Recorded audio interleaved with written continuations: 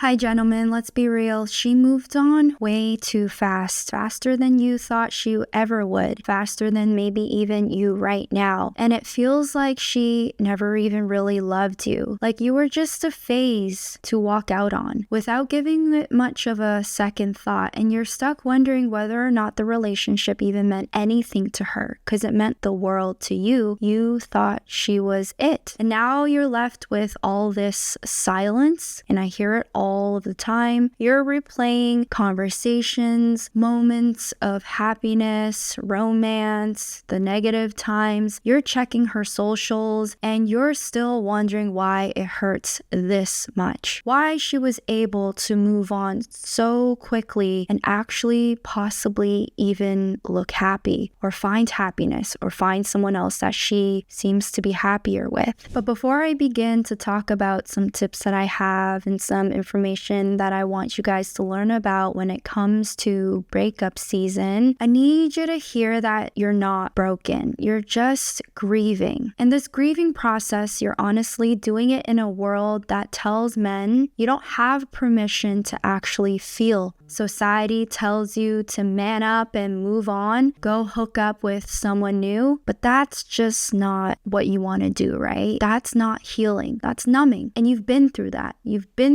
done it, you've gone to rebound, and it's not something that you want to do ever again. You know it's a cyclical cycle of heartbreak when you meet someone just as a rebound. It makes you think about your ex more and more. And this is what I want to call out when it comes to society telling you to just go find another girl, get laid, and smash her to get over someone. That's emotional suppression dressed up as masculinity. Hi everyone, welcome back to my channel. My name is Christy. I'm a therapist and a relationship coach. And if you're old here, welcome back. If you're new here, welcome. Please do me a favor and press the subscribe button and the like button and comment down below. What is your story that's bringing you to this topic today? Want to hear about it? And please, gentlemen, be nice to each other in the comments section. We want to have an environment that is encouraging, challenging, but not rude. But if you're liking topics like this, do me a favor and hit the like button. Our whole mission is to close the gap between men and your loved and most cherished relationships, because we believe quality relationships is a quality life. And one of the biggest invasions of men's mental health is the lack of quality relationships. And so we're here to try to close that gap a little bit as therapists. But by no means are we trying to tell men that we have lived experiences and struggles of the life of a man. And I understand that's my blind spot for sure, but I try my best to learn. But in today's topic, we're going to be going over how to get over an ex, what you can do in order to move on, and also what your brain is going through when you are detaching or going through a breakup with someone that you really cherished, especially when you witness that she's moving on too quickly. Number one, let's go with the brain science a little bit and why it hurts so much. And I think it's always valuable for men, people, humans, and a lot of my clients especially to understand what is neurotypically happening in your brain when you're going through a breakup. Because you weren't just in a relationship in your environment. What you were building in your brain was what I call a neurological map around her safety around her. It's a neurological map surrounded by the feelings of safety and comfort. And a lot of this neurological map contains hormones like oxytocin, which is the bonding hormone, and it plays a huge part in your feelings of connection, especially when men don't feel a lot of oxytocin around male to male counterparts and male to even your closest loved ones,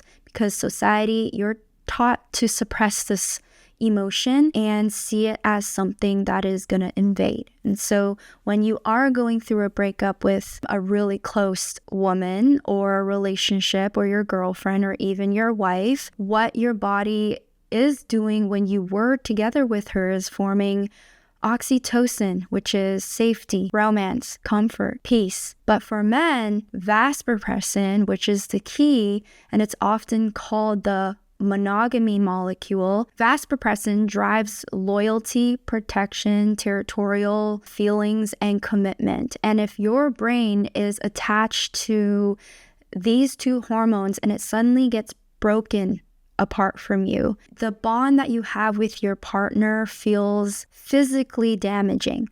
It feels like you are totally isolated and lonely because the person in which triggered these two hormones, these two extremely important hormones for men's mental health especially, is being withdrawn. And so what your brain is actually going through during the early stages of breakup or even far into it is withdrawal. And it's not just heartbreak, it's a system crash. It's a whole bodily crash.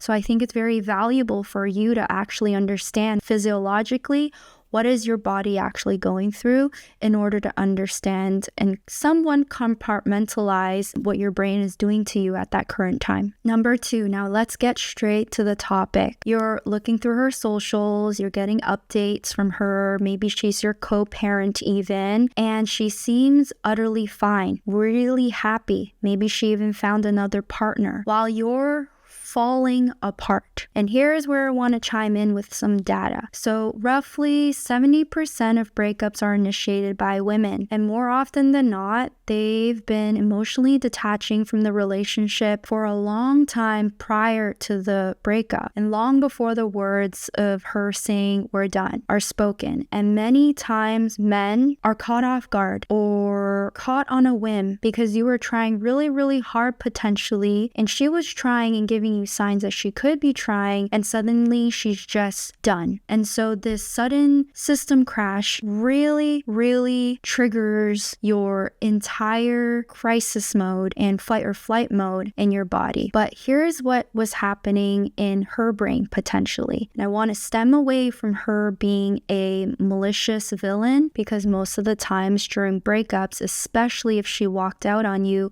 we can be attuned to the fact that she was just manipulating you and trying to completely get her win. But let's put that aside a little bit because I don't want this video to be about that. She has been processing what the relationship health was like prior. She's already processed it now, but maybe it hasn't even triggered a breakup. She's cried, she's vented, she's leaned to her friends, she's maybe even ruined your reputation a little bit and talked a lot of crap about you. So when a woman is ready to move on, it takes a lot of pre-planning in her brain in order to actually do it. And it's not because it didn't matter, okay? But it's because it's ended and she's grieved about it way before she actually called it quits. But what's happening for you, gentlemen, is your grieving stage starts right now. And if you've never learned how to process that sense of grief, of course it could feel completely unbearable. I just want to say, in terms of the stages of the grieving process for you versus her, she started long before you have. And you're starting right now. And it doesn't make you weak by any sense for feeling this way. You are human, you are a human being, but just understand she was going through it prior, you're going through it right now, and that's probably why she was able to move on much quicker than you do. Number 2, let's talk about dating, relationships, and market value. I know men are more tangibly wired. You want data, and so I'm not going to sit here and tell you the different tools and tips of coping and meditating and breathing to get through this. I'm going to shoot you with information, and I want to tell you the harsh truth of the dating market and what is your advantage. So right now it feels like she's got all of the options in the world and you've got nothing but dust. Maybe you are fighting for custody of your children and she is winning a little bit. She's moved on emotionally, romantically. She's posting pictures, her hot girl era, her soft soft girl era. It's her identity 2.0, and you're cleaning up the mess. What I want to tell you is you're not imagining this. What's happening right now is real. Don't try to gaslight yourself and tell yourself, okay, my advantage is better right now, because you have a lot of stuff to clean up if you're going through that type of stage. However, though, women in the dating market get way more attention after a breakup, especially online. And that's just not the full story, though. Just because a woman gets attention doesn't mean that she is long-term wise the more competent and valuable and successful one. So please, guys, be aware that just because women after a breakup naturally get more attention does not mean you're at a disadvantage. Because if women were here, I would say being too hedonistic with your attention towards male attention after a breakup is really, really toxic and very self-sabotaging. However, that's a whole nother story. But gentlemen, just because you witness your ex-girlfriend, ex-wife get a ton of attention online and she's posting a lot, she seems like she's going on even dates, or she got into a relationship really fast, just understand it's very easy for women to get attention in that sense. Now, this is where you chime in, because remember in the beginning of the video, I told you a lot of the times society tells, honestly, women and men the same thing. Just go date someone and move on. And a lot of the times, gentlemen, you're told, don't worry, move on, find someone else, smash her, or get laid and you'll be fine, right? But I want you to catch yourself, because men who take this pain in a very, very toxic way or try to cope in a very toxic way can be self-sabotaging. Just like if you've witnessed your ex move on really quickly, she hasn't taken the space to actually reflect and evolve. And this is where I want you guys to even write this down. Do not fall into the impulses of getting under someone to get over someone. I want you to take this pain and use it to evolve emotionally, mentally, physically, behaviorally, because you just don't move on too quickly. It's impossible. And getting someone else to come into the limelight and try to take away all your pain is completely sabotaging only your own mental health and your ability to actually let your partner go. And so do not try to witness her behaviors as envy or jealousy or even resentment. Witness it as something that is not within your journey. If you're already seeing her move on with someone else and find someone and date someone really quickly, try to use compassion and view it as, well, that is not my journey, but if that is yours, I'm happy for you, but I have my own things to deal with right now. Compassion usually helps a lot with the negative emotions that come into play. So if you're at a place where you really want to peel back the onions and understand how this relationship influenced you and the pain that it has caused, and you don't want to be toxic and self-sabotaging about just moving on, dating multiple people, and forgetting about her as well, or forgetting about the impacts of that relationship and not learning from it, what I want you guys to start doing is becoming what I call magnetic, and I'll teach you the tools after I tell you about this goal. However, the goal is really to stop chasing and start choosing, and stop getting what you can get and start choosing. I've helped a lot of our clients move on and follow this exact path because they're done with the casual dating. They're done with the just dating for the oxytocin or false oxytocin or vasopressin addiction, you can call it, or dependence, because if you date, you get those hormones very, very quickly, okay? The false reality of it. And if you really want to reflect on it on your own and reevaluate what has happened, this is where the real shift happens. And if you're struggling to get there alone, you can book a call with us, because I've helped a lot of gentlemen exactly like you go through this journey. If you're done with the casual dating, you're done with trying to just find another woman, shooting in the target blindly and not really understanding how your past relationship ended the way it did before getting into a relationship, and not trusting your judgment, not trusting her, being emotionally too anxious or too unavailable, you can click the link in below and we can book a one-on-one consult and you can speak with us. But what I want to highlight is taking a break and not viewing her moving on as a depiction that she is more successful than you is way more important. Now, let's talk about the dating market value. Truthfully, women at a younger age will get more success. Women all across the age spectrum will get attention, but it depends on the quality of attention.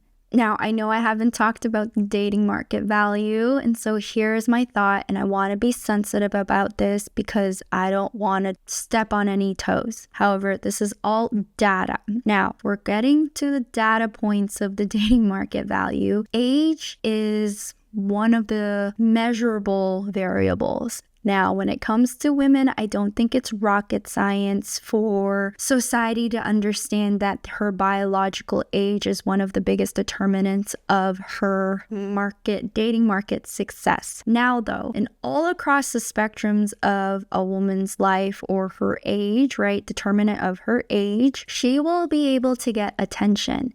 However, the quality of attention may not be as applicable or valuable as she ages. And so if a woman is moving on very quickly, or she even chose a partner, many times she will not find someone as valuable as if she was younger, okay? And so really unfair for you, gentlemen, to start comparing yourself to those people. Now, what does this mean for you? Your advantage in the dating market is as men age, you increase and plateau in value as you increase in competency. Competency meaning resources. And I'm not just talking about money, but everything from your skills, status, character, belief systems, your maturity. If you're able to reevaluate that and understand where that comes in, you're usually a little bit higher advantage than women. Because let's be real, and I don't want to say this to just reassure you, but I mean, it is kind of true. Now, here are the 4 tools that I normally go over in obviously a little bit more detail with some of our clients to get over an ex that seems to have moved on really quickly, and maybe even potentially enable her to regret it or even get her back. But I don't want to get to that point, right? The goal is not for her to regret it or get her back. But gentlemen, I know you feel that way right now. So number 1 is what I call reclaiming your identity. Right now, your sense of self is completely tangled up with who you were with her, who you are with her, everything that you have planned for in the future that has been completely destroyed right now. And that is normal. That's supposed to happen in close relationships. You plan, you hope, you dream. And now that you are stuck at a place where all those dreams and hopes have been completely demolished, it's time to take a step back and understand who you really are as a human being and as a man. What did you value before the relationship? Did any of your value systems, belief systems, moral systems, identity, who you are as a person, personality traits, characteristics get too overly influenced by the partner that you were with or under influenced? Okay, it's a two-way street, right? And so what made you feel centered and grounded and proud of? What makes you feel that way? It's you. It starts with finding out who you are, who you may have lost through that process and sacrifice in hopes of a family or a relationship, or even who you overly became, the person you thought you were, and now you may not be. It starts right there. And we help a lot of our clients go through that. That's what I call the epiphany stage in therapy. Number 2 is a really scary one. And you guys are going to hate me for saying this. I'm not trying to feminize you in any way, but it's time to feel to heal. And feeling, more so in therapy, is information. Finding out where the 1 plus 2 equals 3, where the 1 plus 1 equaled 2. What I mean by that is, where did your identity stem from? Where did it come from? What events and emotions influence you to become the person that you are today? And many times men throughout your lifespan have been taught by society to suppress feelings like pain, resentment, jealousy, complaining. And your body remembers it, but your mind doesn't, because your mind avoids these pieces of information throughout your entire relationship. So I normally suggest a lot of my clients to start pinpointing when those moments were, where those emotions lie, where is it being bottled up, usually in your body, because your body remembers everything. And I don't want you to get to a place where you're dating another woman, and this is why I'm highly suggestive of not getting into another relationship right away, where your body reacts before your brain logically does, if you don't reflect on it. And so talk to someone, gentlemen, talk to a friend. I mean, I normally don't suggest friends, but talk to a therapist if you haven't already. Write it down, grieve, be angry, be happy. Let those mixed emotions come in, find out where they were at, and reflect on it. It's not a sense of weakness. It's actually extra information and extra knowledge, and information creates wisdom. Tip number 3 for moving on and allowing yourself to understand how to move on, and how I've helped my clients to move on, is what I call emotional discipline or emotional regulation. It's not really stoicism. Stoicism is a lot of the times what society and popular culture pinpoints what is the bread and butter of masculinity. It's not avoidance. It's not speaking up and talking about it, but it's regulation. I like regulation much more than the word stoicism. Call it masculine emotional regulation, not masculine stoicism, but whatever you want to name it. If you like the word stoicism, fine. But what emotional regulation means, and a lot of the times what I work with clients, is the ability to actually calm your nervous system down when an event or a stressful event is actually happening. And the calming and how to calm process is not just by avoiding or fixing, but it's actually reflecting on what is the decision that you want to make in order to regulate your emotions at a baseline level. Yeah. Emotional regulation is probably one of the most important pieces of your mental health, any relationship that you're going to embark on in the future. And if you have children, that especially. Number 4, I'm going to say it in a kind of toxic way, because it is with the goal of letting her go, but letting her go in a way where she feels your absence. But in effect, gentlemen, it is for the betterment of your mental health, because for her to feel your absence, you have to understand how to deal with space and your new role, which is you are no longer her husband. You are no longer her boyfriend.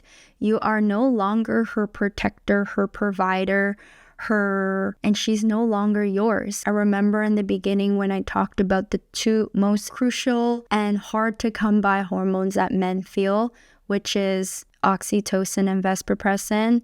These hormones, when they are suddenly absent and you're in withdrawal through your system, you start feeling like you cannot handle the space. And this emotional space or gap is really hard to get through. However, what I always suggest to clients is, before you get into a relationship, try to pinpoint where those hormones can be found already in your environment. Oxytocin can be found in many ways. I mean, romantic relationships make it a lot more special, but feelings of connection with your children, with your family, with your friends, with your coworkers, with your employees can somewhat make you understand that, okay, it's there. I have an outlet. I have a place in which I can look for it. And number 2, Vesperpressin.